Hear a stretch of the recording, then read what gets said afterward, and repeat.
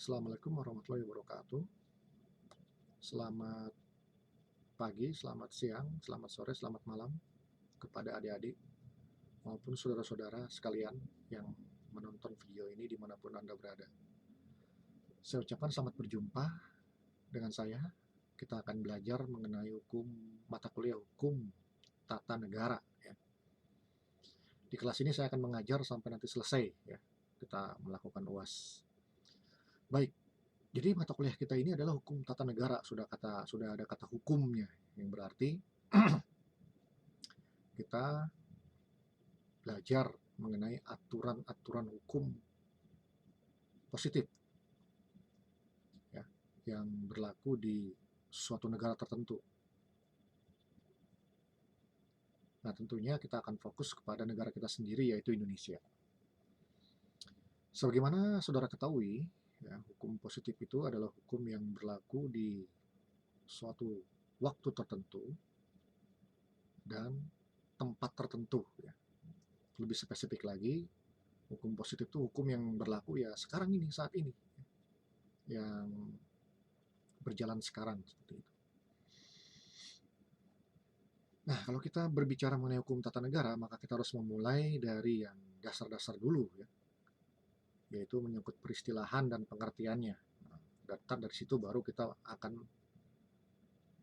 bisa mengembangkan ke topik-topik yang lain. Nah, istilah hukum tata negara itu dikenal ya juga dalam istilah-istilah di negara lain, ya. Seperti misalnya di Inggris, Amerika, hukum tata negara itu disebut dengan constitutional law. Nah, itu ya. Kemudian dalam bahasa Belanda, hukum tata negara itu biasa disebut dengan Staatsrecht. Staatsrecht. Nah, ini memang agak ribet penulisannya, nanti silakan saudara googling sendiri ya bagaimana penulisannya itu bahasa Belanda. Kemudian dalam bahasa Jerman, hukum tata negara itu di sana disebut dengan Verfassungsrecht. Verfassungsrecht. Nah, kalau di Prancis, hukum tata negara itu dikenal dengan istilah droit constitutionnel. Tulisannya droit, tapi kita membacanya droit. Ya. Nah, jangan Prancis itu OI dibaca OA. Ya. Jadi droit constitutionnel. Nah, itu ya beberapa peristilahan hukum tata negara di beberapa negara ya. Tentu kita tidak akan membahas semua negara karena banyak sekali. Ya.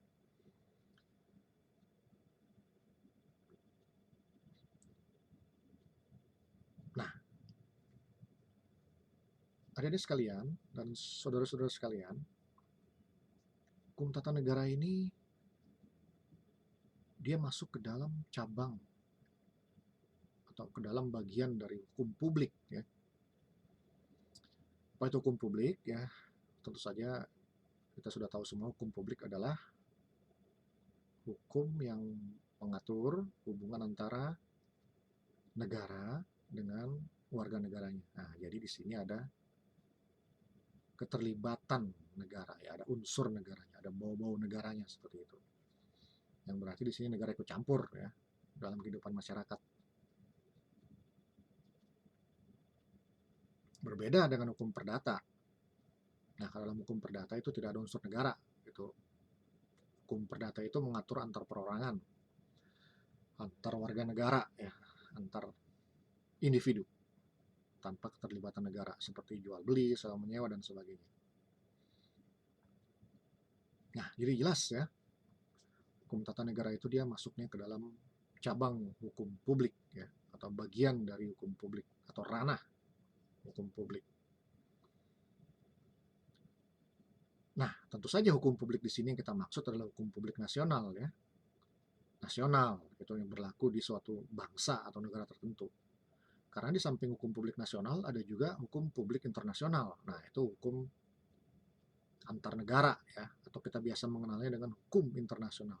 Seperti itu. Nah, ntar adik-adik itu akan belajar tuh hukum internasional nanti di semester 4 ya, seperti itu.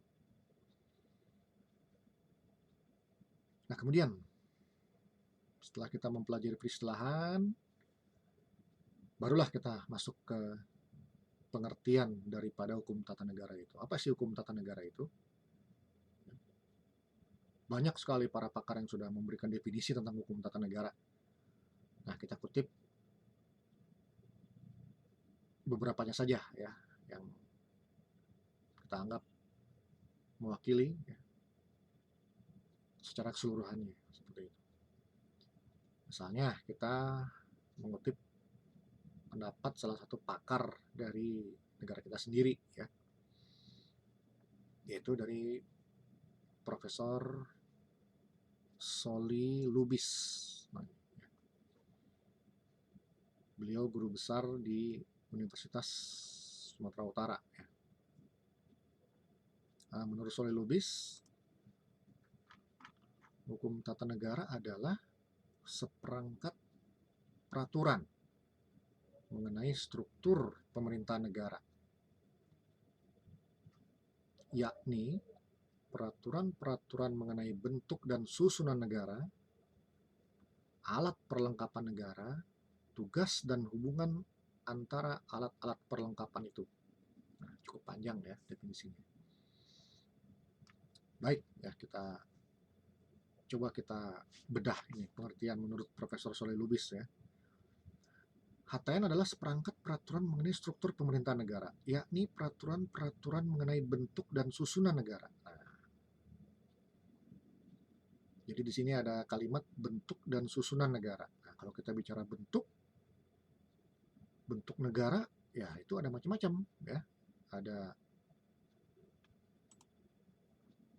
bentuk negara kesatuan ya, yang dianut oleh negara kita, kesatuan. Ada bentuk negara federal ya, atau serikat, itu yang dianut oleh misalnya Amerika Serikat. Kemudian di samping bentuk negara juga kita mengenal bentuk pemerintahan. Nah, itu jadi beda itu ya, antara bentuk negara dengan bentuk pemerintahan. Nah, kalau bentuk pemerintahan tuh ya ada bentuk pemerintahan republik ya, seperti yang dianut oleh Indonesia.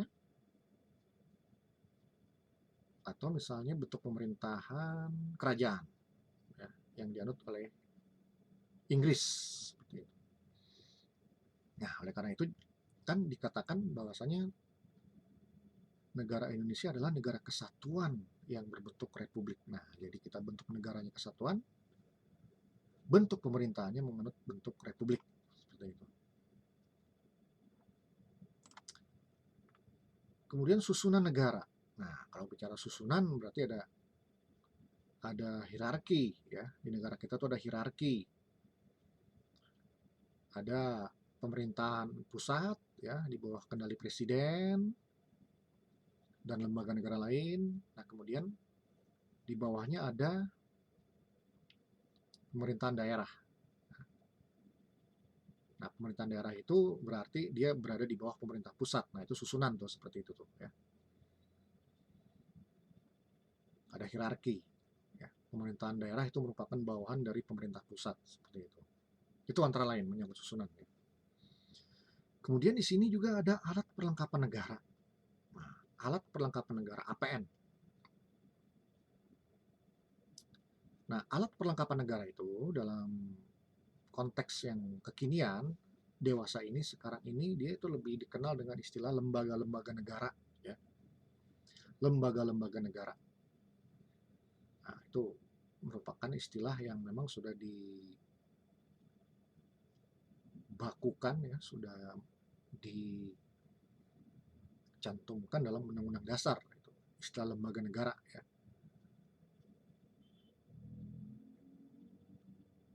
Nah, sedangkan istilah alat perlengkapan negara ini ya, ini istilah teoritis lah ya, istilah yang diajukan oleh para pakar. Sedangkan istilah lembaga negara itu istilah hukum ya, seperti itu. Nah, kita tahu lembaga-lembaga negara di Indonesia itu ya ada banyak ya. Ada lembaga negara presiden, DPR, Mahkamah Agung, Mahkamah Konstitusi dan sebagainya. Kemudian juga di sini dikatakan bahwa HTN itu dia menyangkut atau membahas mengenai tugas dan hubungan antara alat-alat perlengkapan itu. Nah, jadi lembaga-lembaga negara itu apa tugasnya? Seperti presiden, apa itu tugasnya? Majelis Permusyawaratan Rakyat, apa tugasnya? DPR, apa tugasnya? Nah, itu masing-masing memiliki tugas yang nanti akan kita bahas. Kemudian hubungan antar alat perlengkapan itu. Nah, tentunya di antara lembaga-lembaga negara itu memiliki hubungan, ya. Ada hubungannya, misalnya presiden dengan DPR, bagaimana hubungannya? Seperti itu. Oh, rupanya presiden dengan DPR itu hubungannya mereka sama-sama bekerja sama di dalam membentuk sebuah undang-undang, seperti itu. Itu hubungannya seperti itu.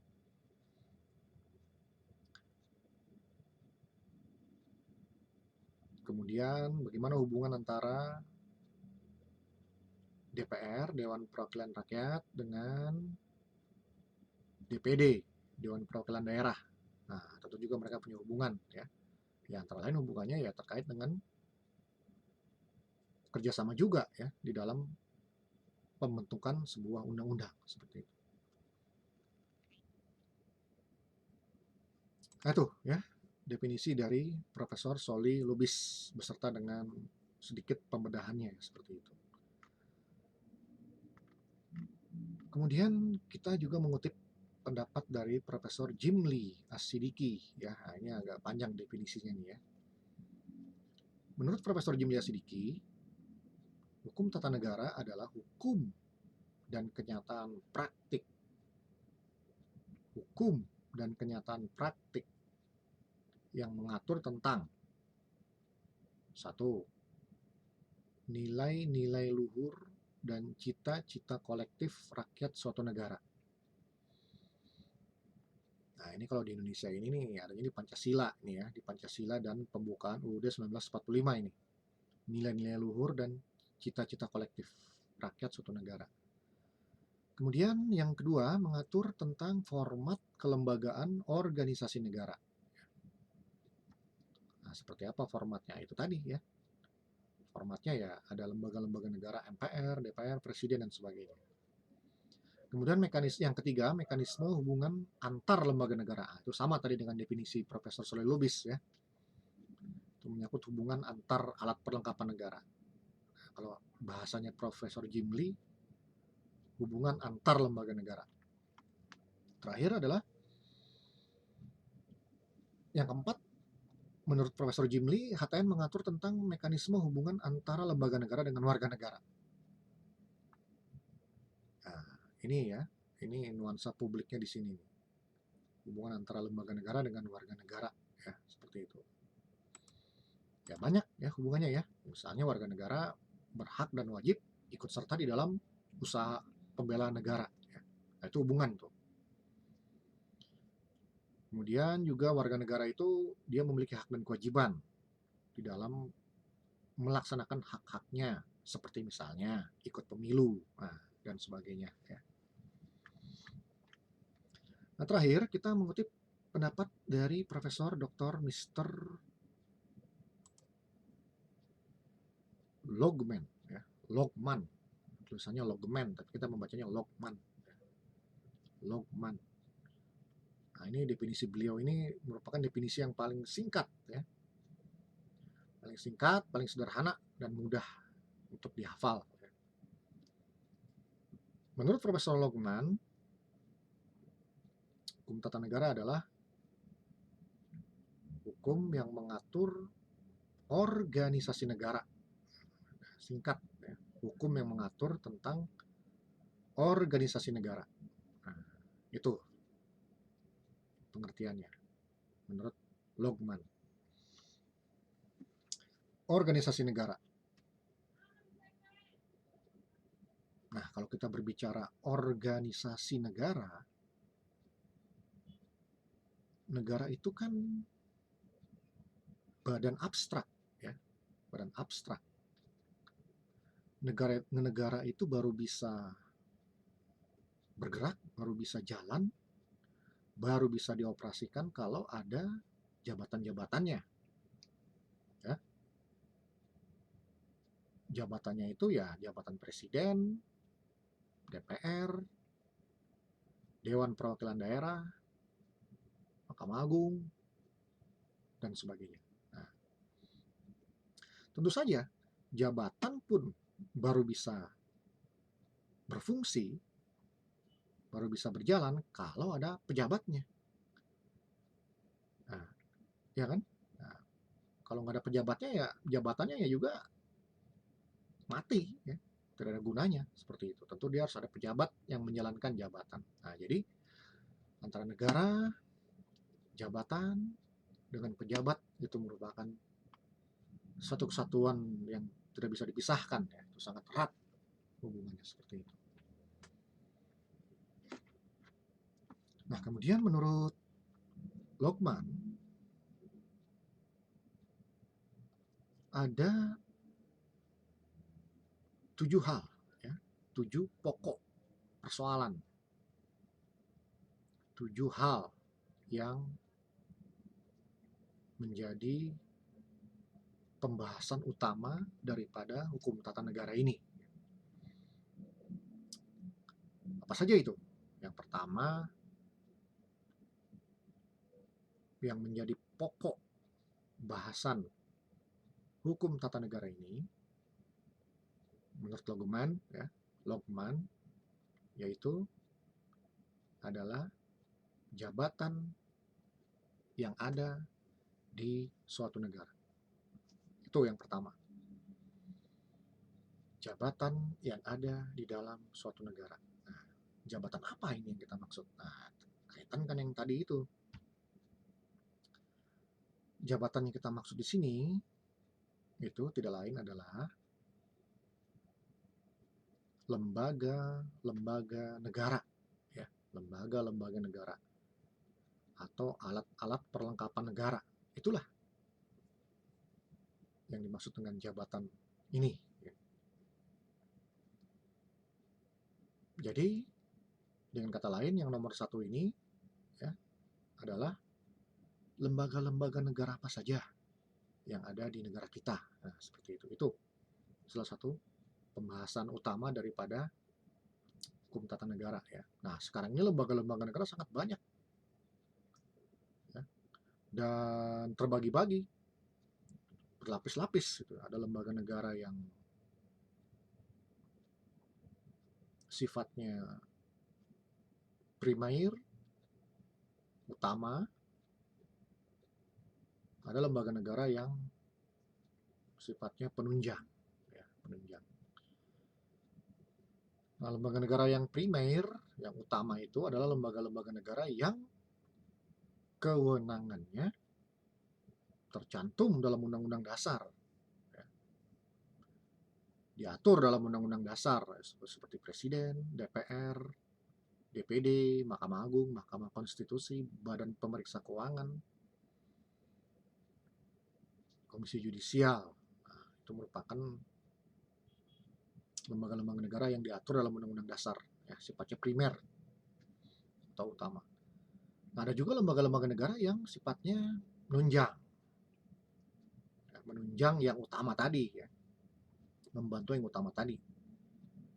Nah, itu banyak sekali. Itu biasanya berbentuk komisi-komisi, ya, seperti Komisi Pemberantasan Korupsi (KPK), Komisi Penyiaran Indonesia (KPI), dan komisi-komisi lainnya, ya, seperti itu. Nah, tentu saja dalam hukum tata negara ini pembahasannya lebih fokus kepada lembaga negara yang sifatnya primer, utama, ya. Yaitu yang tadi itu yang tercantum, yang diatur di dalam Undang-Undang Dasar, ya. Seperti itu, seperti MPR, DPR, Presiden, dan sebagainya. Itu yang menjadi pusat perhatian daripada hukum tata negara. Lembaga-lembaga negara yang sifatnya primer, utama, yang kewenangannya tercantum, diatur di dalam Undang-Undang Dasar. Seperti itu. Nah, sedangkan lembaga negara yang sifatnya menunjang, ya, itu lebih nggak terlalu banyak dibahas, ya. Itu mungkin akan dibahas di bidang-bidang di cabang-cabang hukum yang lainnya seperti itu. Misalnya seperti KPK, ya itu kan ranahnya kan pidana, ya itu mungkin akan dibahas nanti itu di hukum pidana seperti itu, atau di hukum acara pidana. Ya. Itu yang pertama. Ya. Yang kedua, yang menjadi pokok bahasan dari hukum tata negara adalah siapakah yang mengadakan jabatan itu? Siapakah yang mengadakan jabatan itu? Itu tadi yang saya bilang, yang mengadakan jabatan itu adalah Undang-Undang Dasar tahun 1945 ya. UUD 1945. Itu tadi, yaitu lembaga-lembaga negara yang kewenangannya diatur di dalam UUD 1945. Ya. Itu fokus daripada hukum tata negara. Kemudian yang ketiga, menurut Logman, hal pokok yang harus dipelajari atau dibahas dalam hukum tata negara adalah bagaimana pengisian jabatannya. Nah, bagaimana pengisian jabatannya? Ini pengisian jabatan ini bahasa klasik ya sebenarnya. Bahasa hukum yang cukup lama ya, kalau dalam bahasa kita sekarang itu pengisian jabatan itu ya rekrutmen, maksudnya ya, rekrutmen seperti itu. Kalau bahasa dulunya itu pengisian jabatan atau cara menempati jabatan. Kalau bahasa sekarang itu rekrutmennya seperti apa, cara merekrutnya seperti apa, kayak gitu.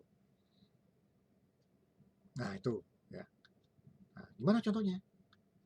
Ya, kita bisa ambil contoh misalnya bagaimana cara mengisi jabatan presiden. Kalau orang mau jadi presiden tuh gimana caranya? Nah itu kan harus ikut pemilu ya, harus diusulkan partai politik, kemudian mendaftarkan ke KPU, nah, kemudian kampanye, ikut nyoblos. Nah intinya jadi peserta pemilu lah seperti itu ya. Nah itu caranya. Kalau ini menjadi presiden ya seperti itu. Nah kalau ingin menjadi anggota DPR ya sama, harus ikut pemilu juga ya, harus ikut parpol, kemudian mendaftar ke KPU ya untuk menjadi peserta pemilu. Nah itu cara-cara pengisian jabatan atau rekrutmen untuk menjadi pejabat ya, di kelembagaan negara ya, seperti itu. Dan masih banyak lagi yang lain ya, nanti kita akan bahas ya, satu persatu lah secara bertahap. Kemudian yang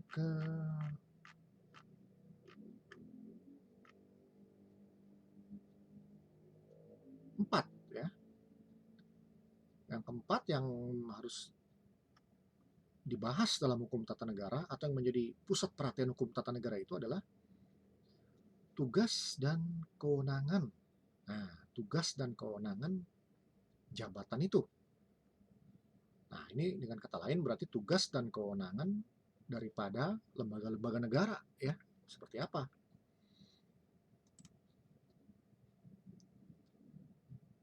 Ya, kita ambil contoh misalnya presiden. Apa tugasnya? Ya, tugasnya ya antara lain dia sebagai panglima tertinggi angkatan bersenjata ya, memegang kekuasaan tertinggi atas angkatan darat, angkatan laut, dan angkatan udara. Nah, itu. Kemudian presiden juga dia membuat undang-undang bersama DPR. Nah, itu tugas-tugasnya ya, seperti itu. Apalagi yang lain? Kita ambil contoh lagi misalnya Mahkamah Konstitusi. Itu apa tugas dan kewenangannya itu? Nah, antara lain untuk Mahkamah Konstitusi itu memiliki tugas atau kewenangan membubarkan partai politik. Nah, itu tugas tuh dari MK ya, seperti itu. Kemudian MK juga memiliki tugas menguji, mereview ya, menguji undang-undang dasar, undang-undang terhadap undang-undang dasar. apakah undang-undang tersebut bertentangan atau tidak dengan undang-undang dasar. Nah, kalau ada undang-undang bertentangan dengan undang-undang dasar, nah itu terbukti di MK, nah maka MK dapat membatalkan undang-undang tersebut, ya.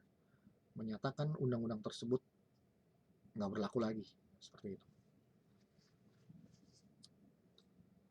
Itu yang keempat. Dan yang kelima,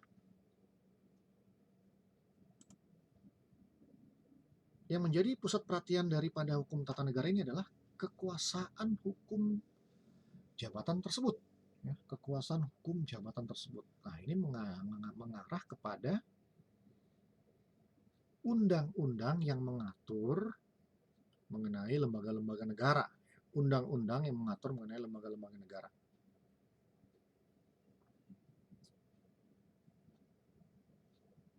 Contoh, ya, DPR, DPD itu diatur di mana undang-undangnya? Nah, mereka diatur dalam Undang-Undang Nomor 17 tahun 2014 beserta perubahan-perubahannya. Ya. Ini undang-undang ini sudah berubah beberapa kali ini, tapi yang lama tetap masih berlaku. Ya. Undang-Undang Nomor 17 tahun 2014. Nah, itu undang-undang yang mengatur mengenai nggak hanya DPR, DPD saja, tapi MPR juga.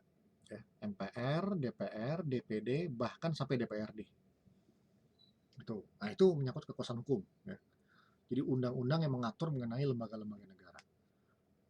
Kemudian, Mahkamah Konstitusi itu diatur di mana? Nah, itu juga sama. Undang-undangnya ada nggak? Ada. Itu Mahkamah Konstitusi diatur dalam Undang-Undang Nomor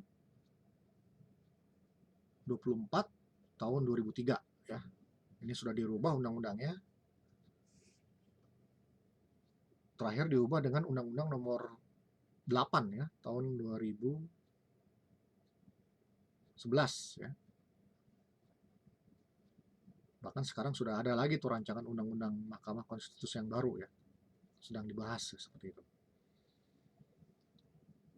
Nah, jadi kesimpulannya setiap lembaga-lembaga negara itu selain dia diatur di dalam undang-undang dasar, mereka juga itu ada undang-undangnya. Nah, di mana undang-undangnya ini menjabarkan lebih lanjut, mengatur lebih detail lembaga negara tersebut ya. Karena sebagaimana kita tahu dalam undang-undang dasar itu hanya mengatur garis besarnya saja, ya. Hanya mengatur pokok-pokoknya saja, tidak bisa mengatur detail tuh undang-undang dasar. Sehingga penjabarannya itu harus didetailkan ya di dalam undang-undang seperti itu. Itu ya contoh-contoh undang-undang yang mengatur tentang lembaga negara. Itu masih ada lagi undang-undang yang lain ya. Silakan Anda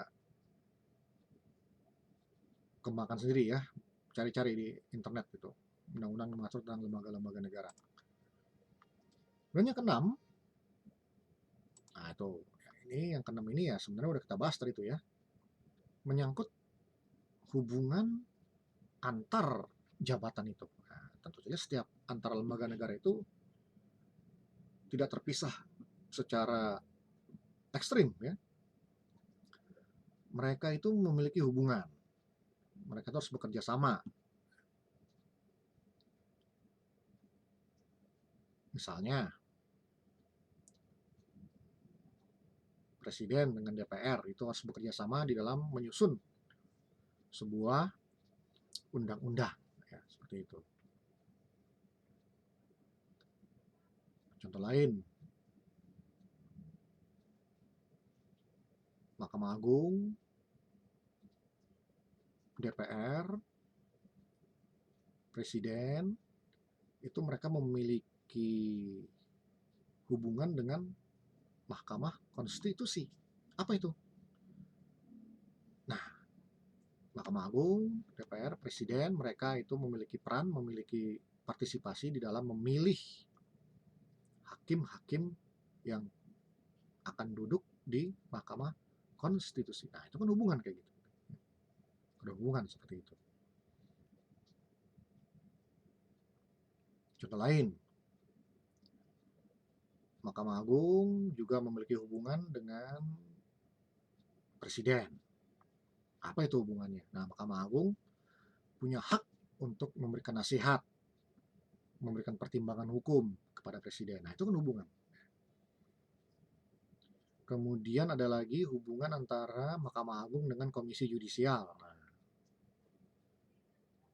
ya, apa itu hubungannya? Nah, antara lain Komisi Yudisial berperan di dalam merekrut hakim-hakim yang akan duduk di Mahkamah Agung.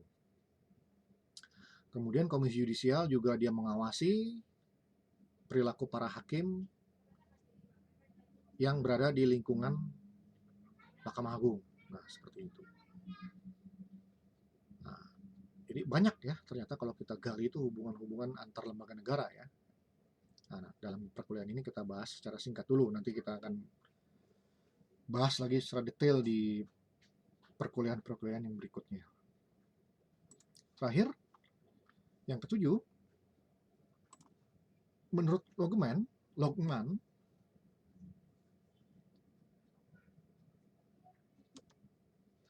hal pokok yang harus dipelajari atau dibahas dalam hukum tata negara adalah batas-batas kewenangan jabatan yang melakukan tugasnya. Batas-batas kewenangan jabatan yang melakukan tugasnya. Nah, ini penting. Dalam negara demokrasi ini sangat penting adanya batasan-batasan seperti ini ya. Jadi, lembaga-lembaga negara itu tidak ada yang memiliki kekuasaan yang absolut, mutlak, tidak ada. Kekuasaan mereka itu dibatasi. Oleh apa? Ya dibatasi oleh Undang-Undang Dasar tentunya. Ya. Ada batasnya.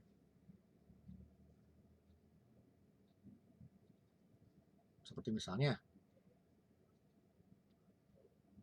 presiden, dia walaupun kepala negara, kepala pemerintahan, kekuasaannya cukup besar, tapi tetap dia ada batasnya. Ya. Tidak bisa melakukan kebijakan ya atau melakukan tindakan yang sebebas-bebasnya. Contoh, presiden tidak boleh mencampuri urusan pengadilan ya. Presiden tidak boleh mengurusi urusan badan-badan peradilan yang sedang mengadili sebuah perkara. Nah, itu dilarang keras itu. Nggak boleh ikut campur presiden. Karena memang tugas mengadili perkara-perkara ya, tugas memeriksa perkara itu adalah tugas inti daripada badan peradilan yang tidak boleh dicampuri oleh presiden ya, seperti itu. Makanya kalau kita lihat itu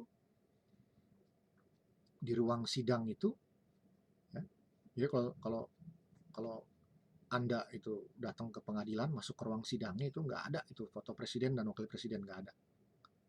Tidak boleh naruh foto presiden dan wapres di ruang persidangan. Itu merupakan sebuah tanda ya, sign bahwasanya presiden dilarang ikut campur dalam tugas-tugas pengadilan. Nah, itu satu contoh pembatasan daripada tugas presiden. Ya.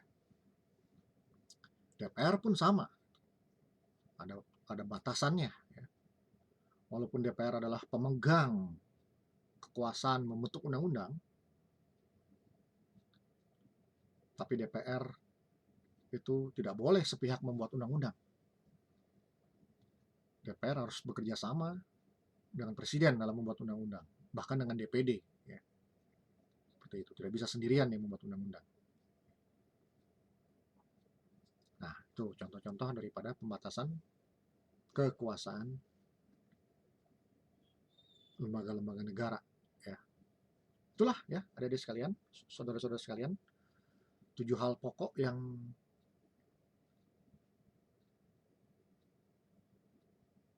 menjadi pusat perhatian yang harus dibahas, dikaji di dalam hukum tata negara menurut pendapat Profesor J.H.A.